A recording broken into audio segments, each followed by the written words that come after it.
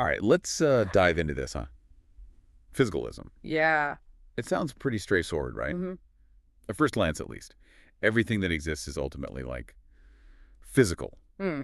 But, as I'm sure you know as a philosopher, it gets a bit more complicated than that. Yeah, definitely. So we're going to be using the Stanford Encyclopedia of Philosophy's entry on physicalism. Great source. Yeah. To really explore what this whole concept is all about, the different interpretations and all the challenges that it faces. It's really fascinating because, it forces us to ask some pretty basic questions about, like, the nature of reality. Yeah. Like, if you were to break the universe down, into its tiniest pieces, would you find anything that's not physical? Right. Like imagine the universe is like, I don't know, a giant Lego set. Okay, yeah.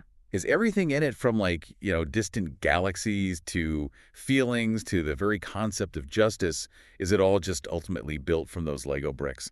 Yeah, and that brings us to kind of the first big question, right? What does it even mean to say that everything is physical? Right. Philosophers, they like to call this the completeness question, because even if we accept that everything has a physical basis, how do you go about explaining the things that don't really seem physical? In the everyday sense of the word, at least. Yeah. Things like consciousness, emotions, even abstract ideas like numbers. Yeah, it's like I can hold a Lego brick in my hand, but I can't hold the feeling of happiness, right? Or the concept of infinity. They seem to be like totally different categories. Yeah, they do. And that's one of the major challenges for physicalism, for sure. One way that physicalists try to address this is through the concept of supervenience. Okay. You can think about the pixels on your computer screen. Right. The arrangement of these tiny physical dots. They determine the image that you see, even though the image itself isn't like made of pixels the same way a brick wall is made of bricks. So are you saying that in a similar way, the arrangement of the physical stuff in the universe, that might determine like everything else? Yeah. Even the non-physical stuff, like my brain states give rise to my thoughts and feelings. Exactly. Physicalism suggests that the physical facts, they determine all the facts. Okay. But this then brings up a really tricky question.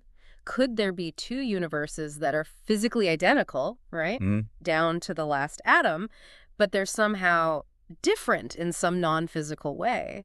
For you, as a philosopher, this is kind of like the classic problem of necessary connections, between distinct existences. Well, okay, that's, I'm getting like Matrix vibes here. Like, what if there's multiple realities that are all built on the same physical, like, foundation, Yeah. but with, like, different experiences kind of layered on top? It's a thought-provoking analogy. And now physicalists, they've also tried to define their views, more precisely. For example, some have proposed what's called identity physicalism, Okay. which claims that mental states are literally identical to brain states. So, like, my feeling of joy is actually just a certain pattern of neurons firing in my brain.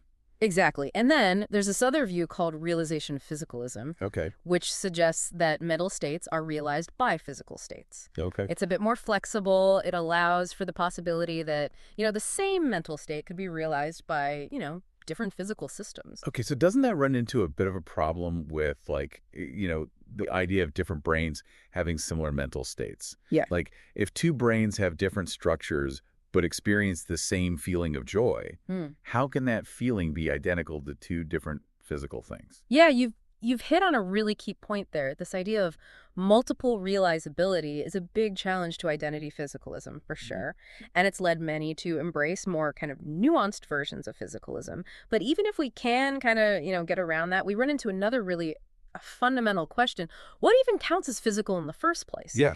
Philosophers sometimes call this the condition question. Right. We've been throwing around this word physical Yeah. like it's this simple, clear-cut concept. Right. But is it really? Well, not really. Philosophers have come up with different ways to define what actually makes something physical. Okay. One approach is what's called the theory-based view, which basically says a property is physical if our best scientific theories, especially physics, can describe it. So if physics can talk about it, it's physical. Right. That makes sense, kind of, on the surface. Yeah. But it also seems to be putting a lot of faith in physics being like the ultimate judge of what's real and what's not. It does, and that leads to a potential problem, right? What if our current physics is incomplete? Does that mean our understanding of physicalism is incomplete, always changing as physics advances? And this brings us to, this philosophical puzzle known as Hempel's dilemma. Okay, Hempel's dilemma. Let's Unpack that a bit. Okay, so in simple terms, Hempel's dilemma asks, is physicalism tied to, like, today's physics, which, might be wrong, or is it based on some, like, future, maybe completely different ideal physics, which we may never actually discover? Mm. It's a tough question because it raises this possibility that maybe our definition of physical is like a moving target. So you don't even know what physical means. Right. And yet physicalism is saying that everything is physical. It's like trying to solve a puzzle where the pieces keep like changing shape. Yeah, exactly. It highlights the tension between like relying on this framework, science that's constantly evolving Yeah. and trying to establish this metaphysical principle that's supposed to be absolute, like physicalism. Okay. Now, besides this theory-based view, there's another way to define physical, and it's called the object-based view. Okay, this one sounds a bit more grounded. What's the idea behind this one? The object-based view says something's physical if it's a characteristic of, the things that we typically think of as physical, like rocks, planets, trees, even the atoms that make those things up. Their properties like being solid or having a location in space or having mass. These would all be considered physical properties. Okay, so we're like basing our definition of physical on the things that we can see and interact with out in the world. Yeah. That makes sense. But what if we discover something totally new about those objects? Like what if we discover that rocks are conscious? That's a great question, and it brings us back to this issue of whether like our current understanding of physical is really complete. Right. And this leads to some of the most compelling challenges to physicalism. Like, hold on. Even if we grant you this physical idea, there's still some things that don't fit. Okay, so let's get into those challenges. What are some of the big arguments against physicalism? Well, there are quite a few, and they've been keeping philosophers busy for a long time. But, probably the most persistent one centers around this concept of qualia. Qualia, right. The subjective, what it's like aspect of experience. Yeah. The redness of red, the feeling of pain, the taste of chocolate. These things seem like they just resist being explained, in purely physical terms. Yeah, you got it. And there's this famous thought experiment. It's called Mary's Room by Frank Jackson. Oh, yeah, I've heard of that one. Okay, so imagine this brilliant neuroscientist. Her name is Mary, and she lives in this black and white room. She knows everything, absolutely everything, about the physics and the biology of color vision, but she's never actually seen color. I'm sensing a but coming here. But one day, she steps out of that room and sees, a red apple for the very first time. Okay, yeah. Jackson's argument is that in that moment, Mary learns something new.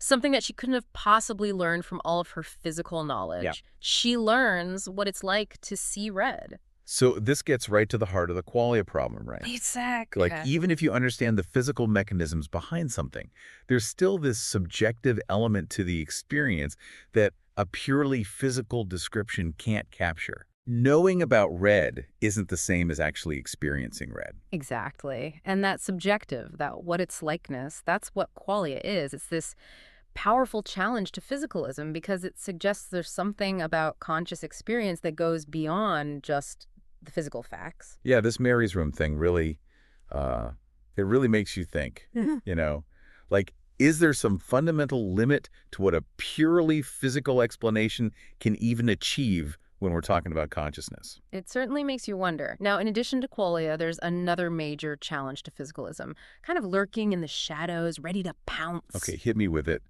What else does physicalism have trouble explaining? This one's all about the aboutness of our thoughts. Okay. Philosophers, we call it intentionality, the fact that our mental states, they can be directed at things out in the world. So like when I believe that the earth is round, or I hope for a sunny day? Exactly. The challenge for physicalism here is how can physical processes, which just seem to be about, cause and effect, actually represent stuff in the world? Yeah. How can a purely physical system, have meaning? Right. It's like trying to explain how the firing of neurons in my brain can represent the concept of justice. Yeah. Yeah. Or the meaning of a poem. Those seem like they're on, different levels of reality. Precisely. And this is where arguments that come from, Wittgenstein's later work, they come in, challenging that a purely physical account, that it can really capture the richness of intentionality, especially when it comes to language and thought. So we've got these big philosophical questions about meaning, about representation, clashing with the kind of the core of physicalism. Yeah, If everything's physical, how do we explain that our minds can be about things that aren't just physical stuff? you got it. And that's where the debate gets really heated. Physicalists have offered up a bunch of counterarguments, often drawing on pretty sophisticated theories of language, of cognition, to try and demonstrate that you can, in fact, ground intentionality in a physicalist worldview. But even with all that, this question of intentionality, it remains a big challenge. Okay, so we've got qualia and intentionality both kind of giving physicalism a hard time. But isn't there another challenge lurking out there? Mm-hmm. What about those abstract objects we talked about earlier? Right. Numbers, mathematical theorems, concepts like truth. How do those fit into a purely physical universe? Yeah, you're right. The problem of abstract objects, this is a major headache for physicalists. These abstract things, they don't seem to exist in space and time like physical objects do. It's tough to imagine how they could be reduced to or even supervene on the physical. It's like if everything is physical, shouldn't we be able to find some physical stuff that corresponds to, like, the number 7?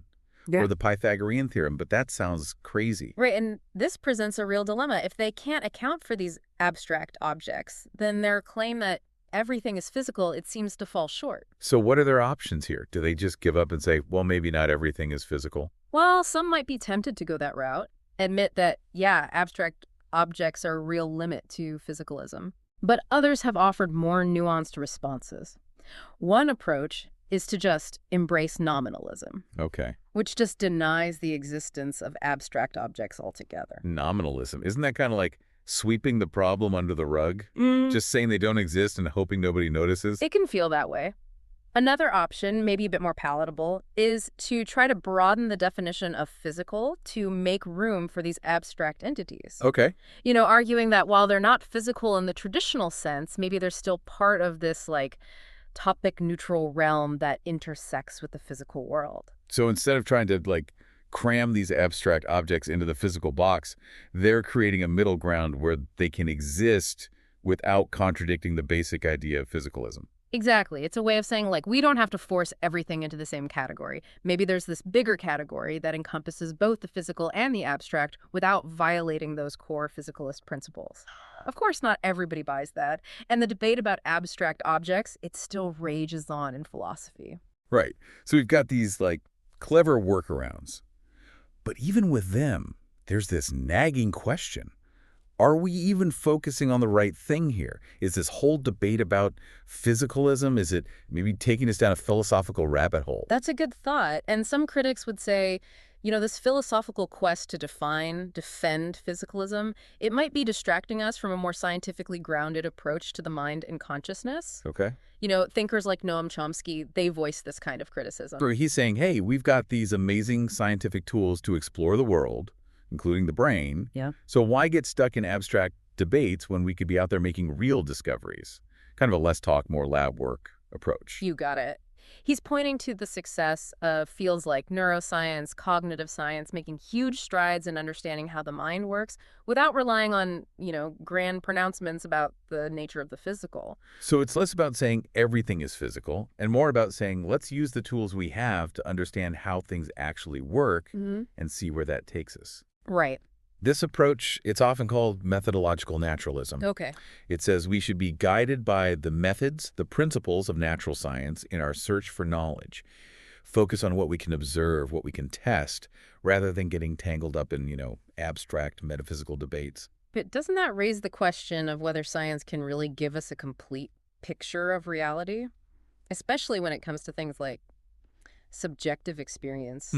It feels like there might be a gap there that science can't quite bridge. That's a key point of contention. Some philosophers, like Thomas Nagel, they'd say the objective methods of science, they're inherently limited when it comes to understanding subjective experience. Right, like in his paper, What Is It Like to Be a Bat? Exactly. He argues that there's something about that first-person perspective that you just can't capture with a purely objective scientific description. Right. Science can tell us all about, the bat's sonar system, its brain structure, its behavior even, but it can't tell us what it feels like to be a bat. To experience the world through its senses. And that what it's likeness, that subjective quality of experience, that's what Nagel thinks might be just fundamentally inaccessible to objective scientific inquiry. Mm. It's a powerful counterpoint to the idea that science alone can provide us with a complete picture of reality. So we've got criticisms coming from both sides.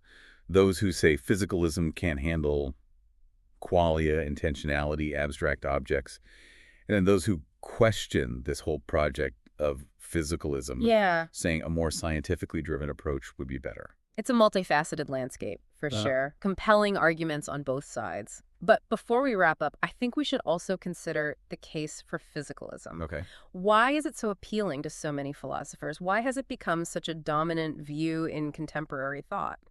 Yeah, that's a good point. It's easy to get caught up in the criticisms, but there must be some strong reasons why people find physicalism convincing. What are those reasons? Well, one of the biggest reasons is the incredible success of, the physical sciences. Right. Physics especially has given us such a powerful framework for understanding the world around us.